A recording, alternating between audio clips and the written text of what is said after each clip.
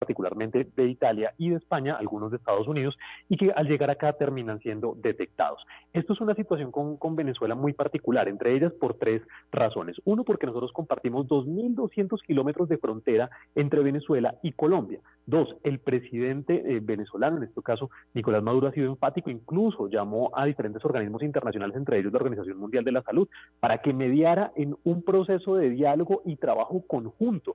Esto tiene que verse en un proceso nacional, internacional y de región para poderse combatir. Y lo último y no menos importante es que Colombia ha recibido cerca del 40% de la totalidad de personas que han salido de Venezuela, y estamos hablando que es alrededor de 5 millones de personas. De esas 5 millones, el 40 hoy reside en Colombia, ya sea de manera legal, digamos, regular, como se dice en este país, o de forma irregular. Ahora, según uno puede apreciar en las diferentes infografías, en las diferentes informaciones, al menos 32 de los casos de COVID-19 positivos en Colombia vienen directamente desde España. Más allá de cerrar todo el aeropuerto El Dorado en Bogotá, quizás limitar los vuelos con Madrid no sería al menos una primera medida esencial.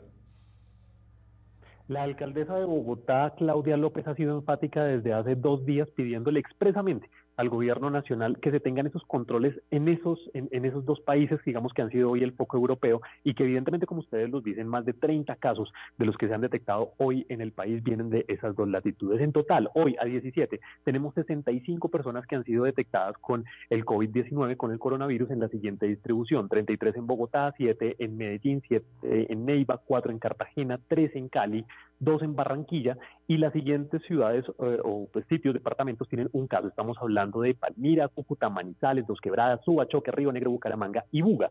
Y efectivamente lo que ustedes dicen es lo que hoy claman los ciudadanos, al punto que ha sido tendencia ya más de 12 horas, exigiéndole al presidente que cierre totalmente el aeropuerto El Dorado, y sino que haga una contención especial a los vuelos que vienen desde España y desde Italia, especialmente hablando, y en tercer lugar desde Estados Unidos. Ahora, cuando hablamos de las medidas internas que ha tomado Colombia, hay 6 departamentos que están en toque de queda, aproximadamente entre las 11 de la noche y las 5 de la mañana, según pude leer. En otros lugares se extienden. Estas medidas que si bien son para limitar un virus, también coartan libertades constitucionales. ¿Crees que se deban expandir a todo el territorio colombiano? Hoy el gobernador de Cundinamarca, el doctor Nicolás García, hizo una apreciación muy válida, y es que Colombia acaba de decretar, y Cundinamarca y Bogotá, un estado particular en el término legal, que es el estado de contingencia y el estado de emergencia. Esos dos estados, constitucionalmente hablando, jurídicamente hablando, permiten este tipo de medidas, precisamente porque estamos hablando de una noción superior, que es el cuidado de la salud pública y, entre tanto, de los eventos masivos, de la aglomeración y de la generalidad de las personas. Aquí tuvimos una situación. De la parte pedagógica, desde la semana pasada se enviaron diferentes mensajes por radio, prensa, televisión, redes sociales, incluso en diálogo uno a uno a las personas en los sistemas de transporte masivo, terminales de transporte y demás, para que por favor se quedaran en sus casas. Sabemos que el contagio se hace persona a persona. Se hicieron recomendaciones que iban desde el lavado de manos, pasando por evitar el contacto físico y esa distancia mínima de 1.5 metros. Sin embargo, nos dimos cuenta que en el fin de semana anterior, los espacios de rumba, de ocio, las discotecas, los espacios de alto impacto fueron realmente de afluencia total. Incluso los espacios turísticos en Colombia, al parecer las personas creen que esto no es tan serio y decidieron salir. Precisamente por esa problemática es que diferentes gobernadores y alcaldes han tomado la decisión del toque de queda, que inició en algunos puntos con menores de edad, toque de queda solo para menores de edad, para niños, niñas y adolescentes, y que hoy se extiende en la mayoría en un promedio entre 9 de la noche y 5 de la mañana para toda la población. De igual manera, también se ha decretado en varios puntos la ley seca para que no se expida licor precisamente y no se expenda ningún tipo de bebida alcohólica en estos territorios. Y como tercera medida, también se han hecho unas regulaciones en los servicios de movilidad que permiten también una posibilidad de cambio del chip y de movilización en las diferentes ciudades. Por ejemplo, Bogotá, la capital, acondicionó una serie de kilómetros. Bogotá para ciclorrutas y para ciclovías. Bogotá tiene 550 kilómetros de ciclo ciclorrutas, es decir, de vías constantes dedicadas para bicicletas, y se adecuaron 117 adicionales de ciclovías que hoy son provisionales para que las personas no estén todas en el sistema de transporte masivo, que puede ser otro de los puntos centrales de propagación del virus, precisamente por el hacinamiento de las personas.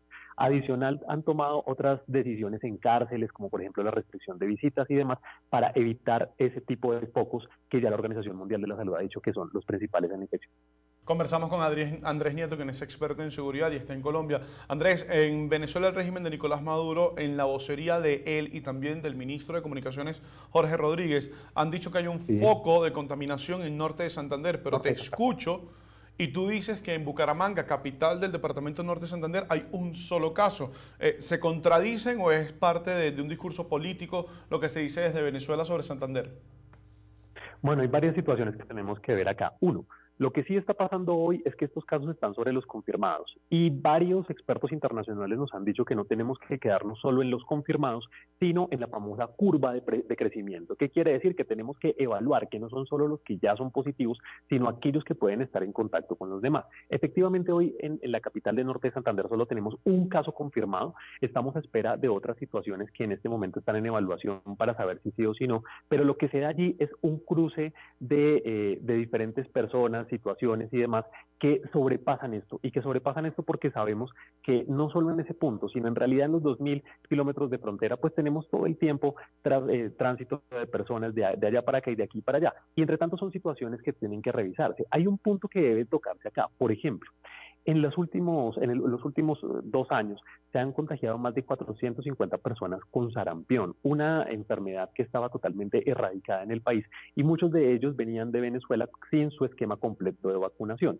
No se trata aquí de satanizar ni mucho menos ni de llegar a un discurso en contra de la población venezolana ni mucho menos, pero sí lo que vemos es que termina esto en una pelea política, en una pelea ideológica y que lo que tiene que primar hoy, no solo en la frontera entre Venezuela y Colombia, sino en toda Latinoamérica, es el cuidado de la salud pública. Esto no es un tema de relaciones internacionales nomás, esto es un tema de una pandemia que ya fue declarada y entre tanto que necesitamos trabajar conjuntamente para poder resolver esta situación en el corto tiempo y en la medida posible. Recordemos que hoy vemos la curva latinoamericana y es muy superior a lo que pasó en los primeros 30 días en países como Italia o como España, que hoy vemos que tienen un poco que ya prácticamente se les salió de las manos. Estamos en el punto crucial, en la hora cero, para que toda Latinoamérica pueda tener decisiones y esas decisiones pasan por limar asperezas y no estar con este tipo de situaciones.